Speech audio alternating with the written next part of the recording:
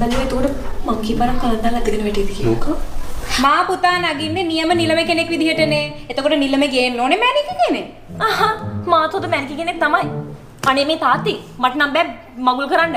ඔයාම කියන්න තාත්ති දවසක් තිස්සේ සාරිය පටලවාගෙන ඉන්න පුළුවන්ද කියලා ෆුල් ෆෙඩ් අප් අනේ. ඔව් අම්මේ.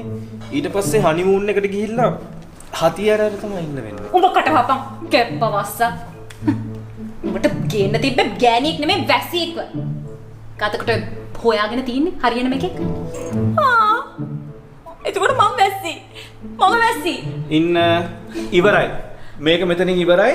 මෙහෙම මගුල් ඕනෙත් නෑ මේ මගුල වෙන්නෙත් නෑ. මේ මං කියන විදිහට වැඩේ වෙන්නේ නැත්තම් මේ වැඩේ සදහටම වෙන්නේ නැහැ කියලා හිතාගත්තොත් හොඳයි. උඹ කටවපන්. ගොන්නාම්බා. මේ මගුල මෙතනින් ඉවරයි. හැඳි ගෑවිලාම ගියා යමන් යන්න.